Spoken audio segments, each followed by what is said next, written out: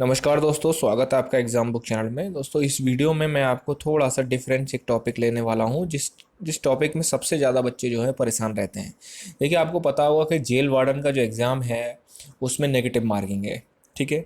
Negative marking कैसे उससे उसको हम टैकल करें, क्योंकि बहुत ज़्यादा बच्चे जो हैं इतना अच्छा स्कोर करने के बाद भी नेगेटिव मार्किंग में बाहर हो जाते हैं। भाई, उनको एग्जामिनेशन रूम में तो ये लगता है कि नहीं यार, आज तो भाई हो गया, बस सिलेक्शन 110 से ऊपर ही सही जा रहे हैं मेरे तो। लेकिन जब वो घर आते हैं तो पता लगता है कि 85, 90, 92 ऐसे पे हाँ रुक जाते हैं आके। 150 में से बता रहा हूँ मैं कुछ। ठीक है, 150 क्वेश्चंस में से बता रहा हूँ मैं। तो कैसे इसको जो है इसको इससे हम मतलब जीतें, या फिर कैसे इससे हम जो है टैकल करें इस चीज़ को कि भाई हमारे नेगेटिव के अगर हमारे इतने क्वेश्चन अटेम्प्ट करे जाएं जिससे कि हमारे अगर नेगेटिव हों तो कितने क्वेश्चन हमारे जो हैं वो ठीक जाएं, उसी से हम देखेंगे। सबसे पहले देखते हैं कि आपका जेल वार्डन का जो एग्ज़ाम है उसमें कितनी नेगेटिव मार्किंग है। तो जेल वार्डन का जो एग्ज़ाम है उसमें आपकी 1/4 नेगेटिव मार्किंग है। ठीक है, 1/4 का मतलब होता है अगर 1 नंबर का क्वेश्चन है तो 0.25 आपके नेगेटिव होंगे अगर आप एक क्वेश्चन गलत करते हो तो। इससे क्या मतलब निकलता है? इससे मतलब निकलता है अगर आप 4 क्वेश्चन गलत करते हैं और एक क्वेश्चन सही करते हैं तो आपका स्कोर हो जाएगा 0। ठीक है ना भाई, एक क्वेश्चन से आपको 1 नंबर मिला और 4 क्वेश्चन से आपको 1 नंबर आपका माइनस में हो गया, तो इससे आपका स्कोर निकल जाता है 0। ऐसे आप इसको बहुत आसानी से समझ सकते हैं। अब ये देखते हैं हम नेगेटिव मार्किंग कैसे। देखिए, पहली बात तो ये बताऊं कि नेगेटिव मार्किंग का जो एक उससे लड़ने का तरीका होता है वो सबका अलग अलग होता है। लेकिन एक कुछ ऐसी कॉमन टिप्स होते हैं जो आपको हमेशा एग्जामिनेशन रूम में ध्यान रखने चाहिए। मैंने जो है एक मेथड बताया, हिट एंड ट्रायल मेथड। मैं उसकी वीडियो जो है डिस्क्रिप्शन में डाल दूंगा और ऊपर जो है आई बटन में भी डाल दूंगा, उसको आप ज़रूर देखिए। और वो क्या है ऐसा मेथड, क्यों वो, जबकि जब थोड़ा सा मैं उसको बता देता हूँ। ठीक है, क्या चीज़ होती है वो हिट एंड ट्रायल मेथड में जो है आपको एक तरीके से समझ लीजिए। अगर आपने दो ऑप्शन, 4 ऑप्शन अगर आपके क्वेश्चन में है, ठीक है, तो दो ऑप्शन अगर आपने डिलीट कर दिए, 2 ऑप्शन अगर आपको पता है कि हाँ ये तो हो ही नहीं सकते, तो आप 50-50 का जब सीन होता है केबीसी में देखा होगा ना, तब आप उसमें से एक एक ऑप्शन को लगा के आप अपना क्वेश्चन सही कर सकते हैं। मैक्सिमम लोगों का जो है सही जाता है।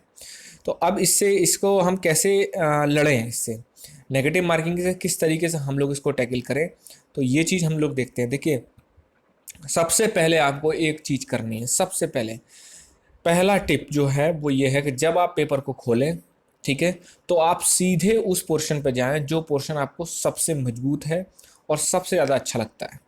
ठीक है, उसके रीज़न है। देखिए, जब हम पेपर शुरू करते हैं ना तो हमारे दिमाग पे कोई प्रेशर नहीं होता उस टाइम पे। हमारा दिमाग बिल्कुल फ्री होता है, मोटिवेशन लेवल जो है बहुत हाई होता है। ठीक है, कि यार करना है, बस करना है। तो जब आप वो वाला पोर्शन, मान लीजिए आपको मैथ अच्छा लगता है, मैथ को लपेट दीजिए पूरा। आपको हिंदी अच्छा लगता है, हिंदी लपेट दीजिए। जीएस अच्छा लगता है, जीएस लपेट दीजिए। जो भी पोर्शन आपको अच्छा लगता है, आपको पता होना चाहिए कि मेरे को कौन कौन से पोर्शन टॉप टू बॉटम में आप लगा दीजिए। जैसे अगर आपको सबसे अच्छा लगता है रीजनिंग करना अच्छा लगता है, ठीक है, तो सबसे पहले जाइए रीजनिंग कर दीजिए। ठीक है, रीजनिंग में ऐसा मैं नहीं कह रहा हूँ कि सारे क्वेश्चन आप कर सकते हो रीजनिंग में, लेकिन अगर आपको अच्छा लगता है, आपने प्रैक्टिस अच्छी करी, तो आप मैक्सिमम क्वेश्चन कर सकते हो। उसके बाद आपको पता है कि यार मेरी हिंदी ठीक थी, हिंदी में कर डालूंगा, हिंदी कर लीजिए। फिर उसके बाद आपको लगता है कि हाँ अब जो है मेरे को मैथ, मैथ कर दीजिए। फिर जीएस, जीएस कर दीजिए। ऐसे करके आप जो है शुरू में, अगर मान लीजिए 2 घंटे का पेपर है तो आप 1 घंटे में ये कर लीजिए। अब बचता है 1 घंटा। फिर उसके बाद आपको जो है एक कॉमन तरीके से पता चल जाएगा कि यार मैंने इतना इतना करा है, तो मेरे 90 प्लस या 95 प्लस मैं कर चुका हूँ। ये आपका वो स्कोर है, रॉ स्कोर। एक ऐसा स्कोर है कि ये स्कोर आपका इसमें 99% एक्यूरेसी होगी, क्योंकि आपने बहुत सोच समझ के किया है। पहला घंटा जो होता है वो जो आपका मोरल होता है, जो आपका मोटिवेशन लेवल होता है, बहुत हाई होता है उसमें। ठीक है, अब सेकंड स्टेप क्या अपनाना है? सेकंड स्टेप में आपको हिट एंड ट्रायल मेथड में जाना है। ठीक है, हिट एंड ट्रायल मेथड में आपको सेकंड स्टेप में ही जाना है। फर्स्ट स्टेप में कभी हिट एंड ट्रायल मेथड को यूज़ नहीं किया जाता है, क्योंकि फर्स्ट स्टेप में हिट एंड ट्रायल मेथड हमेशा फेल करवाता है। सेकंड स्टेप, ठीक है, और सेकंड स्टेप में हिट एंड ट्रायल मेथड आप नीचे देख लीजिए डिस्क्रिप्शन में और आई बटन में, मैं बता दूंगा आपको कि उसमें क्या है। ठीक है, जेल वार्डन्स का वर्क और फायरमैन का वर्क, इसके लिए भी मैंने वीडियो बनाई है, आप प्लेलिस्ट में जाके जरूर देखिए। प्लेलिस्ट में मैंने जेल वार्डन से रिलेटेड, यूपीएसआई से रिलेटेड सारी वीडियो बनाई है। जितने आपके डाउट्स होते हैं सब कुछ मैंने उसमें बना दिया है। ठीक है। तो हिट एंड ट्रायल मेथड अपनाया भाई। अब मान लीजिए जैसे किसी बच्चे ने फर्स्ट अटेम्प्ट में फर्स्ट बार में 95 क्वेश्चन कर दिए, ठीक है। अब 95 क्वेश्चन पे तो होना नहीं है उसका, क्योंकि मैं आपको बता चुका हूँ कि नेगेटिव मार्किंग के बाद भी अगर आपको जेल वार्डन या फायरमैन या घुड़सवार पुलिस का तो बहुत कट ऑफ जाएगी, लेकिन जेल वार्डन फायरमैन इसमें ही फाइट होगी सबसे ज़्यादा। तो जेल वार्डन 5 अगर आपको चाहिए तो 105 प्लस, ठीक है। वो मैंने बता रखा है किन किन कंडीशंस में ऐसा है, वो भी आप वीडियो जो है प्लेलिस्ट में देख सकते हैं या फिर वो मैं डिस्क्रिप्शन में डाल दूंगा, ठीक है। कट ऑफ की जो वीडियो है कि मिनिमम स्कोर आपका जो है कितना होना चाहिए। अब जैसे मान लीजिए आपने 95 क्वेश्चन जो है वो आपने पहली बार में कर दिए, ठीक। तो अब आपको कितने क्वेश्चन करने जरूरी है भाई? मुझे तो 105 प्लस चाहिए। 105 का मतलब ये है कि 10 क्वेश्चन इसमें और ऐड करो, ठीक है। लेकिन 10 क्वेश्चन से तो होने नहीं वाला है भाई। 10 क्वेश्चन हो सकता है आपका नेगेटिव मार्किंग हो जाए तो आप 95 से भी नीचे गिर जाओ आगे, ठीक है। इसके लिए क्या करना है आपको? इसके लिए हिट एंड ट्रायल मेथड आपको यूज़ करना है, और हिट एंड ट्रायल मेथड से आपको अपना अपना अटेम्प्ट और स्कोर में बहुत अंतर होता है। अटेम्प्ट जो है 130 क्वेश्चन तक आपको अटेम्प्ट करने हैं, जिनका 95 क्वेश्चन प्लस में आया है, जिन्होंने ठीक किया है 130 या 140 के बीच में, 130 से तो ऊपर ही ले जाना है आपको, ठीक है।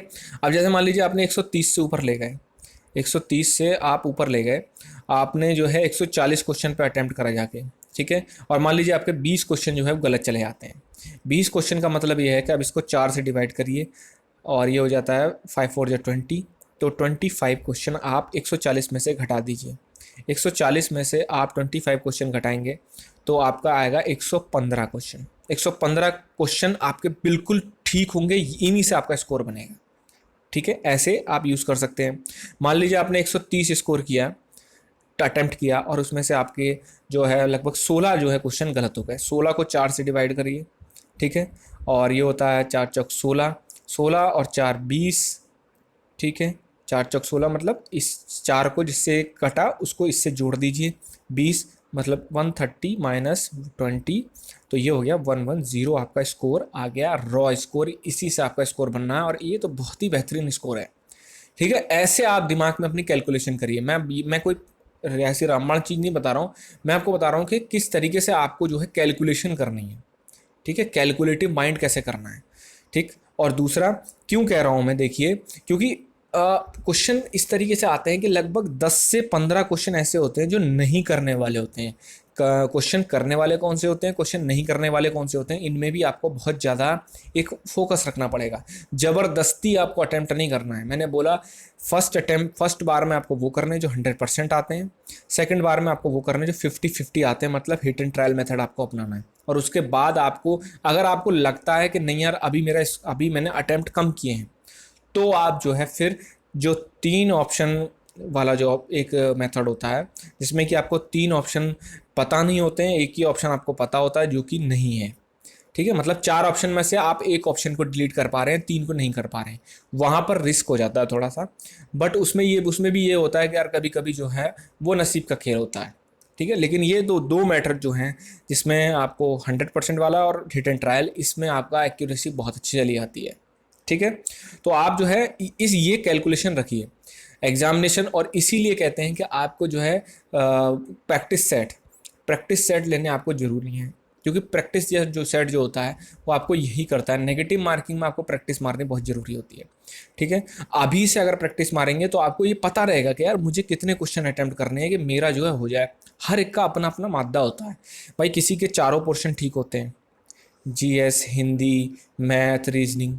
अब किसी का मैथ खराब है तो वो उसके ऊपर माइंड पर जो है वो एक प्रेशर आ जाता है कि उसको तीन जो है हिंदी, जीएस और आपका रीजनिंग, इनमें से ही आपको स्कोर करना है, क्योंकि मैथ में अगर करेगा तो गलत होने के चांसेस हैं, ठीक है ना।